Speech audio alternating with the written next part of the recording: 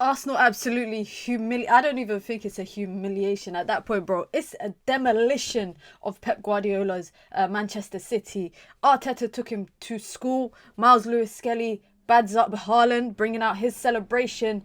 Declan Rice, man of the match performance, bossed the midfield, and that's what you need in these big games, guys. I genuinely don't think I've seen Man City lose in this manner in the Premier League. 5-1, and you know what? It's a lot for Arsenal because it keeps up the push to catching Liverpool, but also I feel like Man City was always Arsenal's boogeyman in the league under Arteta in terms of getting a result against them. It was always that draw. They can never really get past that, but not only do they get past that and get the 3 points, it's the manner in which they do it. 5-1 at the Emirates against Pep Guardiola and Manchester City. So we got a lot to talk about. So make sure you hit the like button and be sure to subscribe. Let's actually start with, I think, Bernardo Silva, because he's actually a filthy player. He's actually a filthy player. And when things are not going City's way, he always does things that I noticed that if I was an Arsenal fan, I would absolutely be pissed off. There's one particular moment where Trossard has the ball on the left side, slows it down, goes down, to a foul, and he just leaves something late on him, acts like he's kicking the ball, but he actually kicks him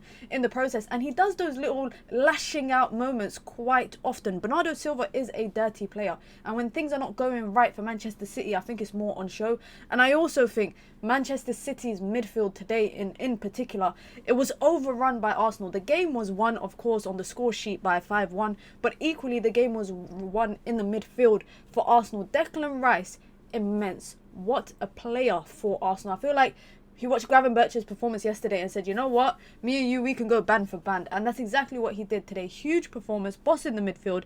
He had 2 assists in the game as well, but it's not just that, it's the press. You know how important Declan Rice is for Arsenal's pressing mechanisms in particular. Today, they were forcing errors out of City's backline, and that's why I actually think City's team, it's not the fact that they can't score. I think their biggest problem is their backline. Is John Stones was at the scene of every single goal that was conceded, maybe except Nwaneri's one. He was at the scene of nearly every other goal that they conceded. To concede 4 goals in one half. The game was pretty much level in terms of the first half. Even though Arsenal were up 1-0, I did think like City were a lot more involved in possession. They were able to progress the ball. Haaland had about 2 touches in the first half alone, which is really bad. And I think like Savinho, I think Omar Marmoush didn't really have much impact. And I'm wondering whether Pep is figuring out basically whether he should be coming off the left, whether he should be playing centrally, whether he should be coming off the right, whether he should be playing as a second striker. Today he was playing centrally in that 10 with Phil Foden on the right, another player that had a stinker as well. But Omar Marmoush, I think Pep's still figuring out how the mechanisms are going to work between him and Haaland and Savinho, etc. I do think Kevin De Bruyne is not going to be a regular starter anymore for Manchester City, and that midfield pivot of Kovacic and Silva. Kovacic can hold his own. Bernardo Silva cannot. Not in physical duels, not in aerial duels, not even in ground duels. I think he struggles with it. Yes, he's good on the ball, and yes, he's good at controlling the ball in close proximity. But when you've got a midfield partnership for Arsenal, players like Declan Rice, players like Odegaard, if you cannot go toe to toe with the midfield, then that is a weak point for your team, and the opponent will be able to exploit it, especially when it came to pressing. When Arsenal were pressing City in particular, pressing Ortega, pressing Akanji, closing off the passing lanes. Declan Rice doing so well to close off those passing lanes that kind of force errors. And that's why I think, when I watch teams like Bournemouth, when I watch teams that have Newcastle, teams that have really great pressing structures, teams like Arsenal, that is a big difference maker when it comes to kind of rattling a team like Manchester City. If you're able to make them uncomfortable in the backline, where already their backline is shaky, you already know they're playing their second goalkeeper, or everybody in that backline today for me was poor. Maybe Vardio made a difference going forward, but in terms of defensively, it was just abysmal. And I'm gonna give more credit to Arsenal for being the better team rather than suggesting that City are just that bad, because City are bad. They've gotten some decent results. They've beat Chelsea last week. They've gotten some decent results in the last couple of weeks, etc. But we know that they've been on a run of games since October that has just just been bad. They've gone out and spent more than 160 million in the window to bring in some resurgences. Pep immediately benches Kusanov. The poor kid, man. He had a shaky debut last week, but I don't know. Was it a good idea putting John Stones in today? Because like I said, I felt like John Stones was at the scene of the crime of every single goal that they conceded. Every single goal they conceded, John Stones had some involvement, whether it's a deflection, whether it's just poor positioning, whatever it is bad. But like I said, I'm going to give more credit to Arsenal for being a good team rather than just suggesting that Manchester City were that bad. Let's talk about Miles Lewis-Skelly. Let's talk about him. He's too good to be a left back. I feel like maybe later in his career, you know, he's still young and he's still developing. Maybe he will transition into the midfield, but he is such a talent. And, you know, there's 2 academy talents right now in this Arsenal team. We're going to talk about Ranieri as well. But there's 2 academy talents in this team that Arteta has, that he's brought through in the ranks in the last 12 or so months. And Lewis-Skelly is going to be a phenomenal player. And England are going to be very lucky to have a left back like him, especially the more he develops today. You know, a big game against Manchester City, you know, he played in the North London derby as well not that long ago. Of course, that goal is just a great finish, but equally it's the manner in which he creates the opening for himself in the box of the opponent. You know, to have such good control of the ball, getting onto your right foot and then just curling it. Keeper maybe should have done better. He gets a hand to it, but it's not a strong enough hand. But Miles Lewis-Skelly is a phenomenal talent, and equally with saying that, so is Ranieri. Both of them, I guess, you know, when United fans like to brag about Carrington, I guess Arsenal fans, you guys got this to brag about, because those 2 players are immense. And, you know, you could talk about Bukayo Saka. You know, today Arsenal were missing Bukayo Saka, and the crazy thing is, I was thinking, what if Saka was playing? Would it have been more?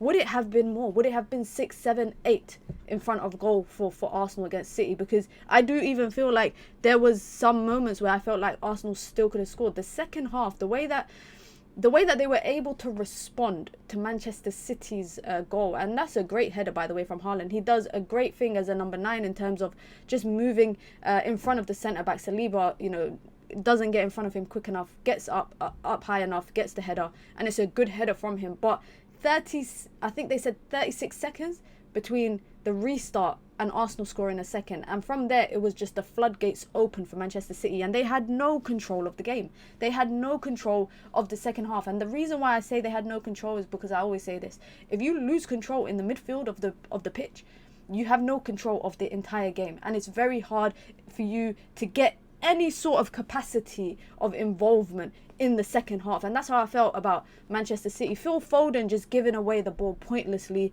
Bernardo Silva, I've already mentioned him, but Akanji, Mateus Nunes, all of them just poor in possession, poor trying to deal with the press from Arsenal. And that's why I said Arsenal got their press bang on. They got it bang on. And the fact that they let Kai Havertz score, and that's a great finish from Kai Havertz, by the way. But it's also that run that he makes. Martinelli's on the right, and he kind of does the overlapping run instead of running straight through the middle, which kind of allowed Odegaard to make that cross-cutting run into the middle. And he makes that overlapping run and just takes the ball really well and finishes it very, very well. And Arsenal were the better team, guys. Let's be clear about that. Arsenal today were the better team. Was City bad? Yes. But equally with saying that, Arsenal were just as good. The fact that Arsenal missed more big chances as well. They created 7 big chances in the game. City only created 1, and Arsenal missed 2 big chances. And that's why I genuinely said in the second half, I felt like it could have been more. To concede 4 goals in a half, you can't tell me that's because City are missing Rodri. And that's why I always say the idea or the notion that City missing Rodri is the reason why they are the way that they are.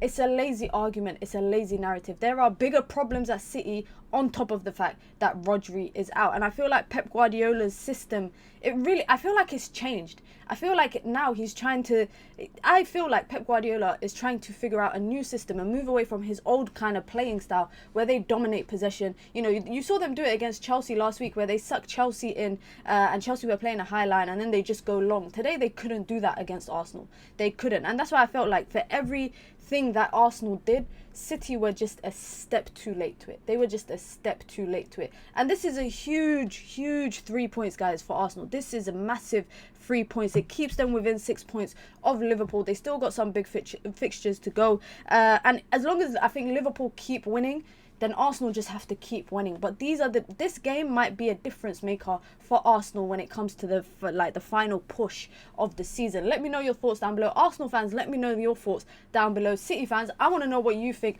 about City's situation over the last couple of months. Do you see some light at the end of the tunnel, or do you just think that right now you guys are just going to be in a top 4 race at the best, when you've got people like Chelsea, Newcastle, Bournemouth, etc. breathing down your necks? City, by the way, sit 4th in the league right now on 41 points. They are level on points with Newcastle, who are in 5th, and Chelsea and Bournemouth are 1 point off of both of them. So maybe City can be caught up in nothing less than a top 4 race. This is the defending champions that came to the Emirates and got slapped. They got humiliated. They got dismantled. They got destroyed.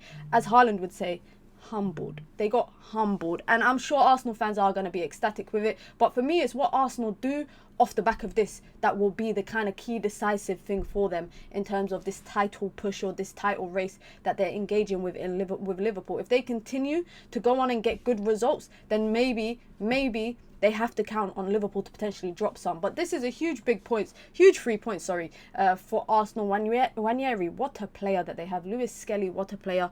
Declan Rice and Gravenberch really went band for band this weekend with performances, guys. But yeah, be sure to hit the like button, guys.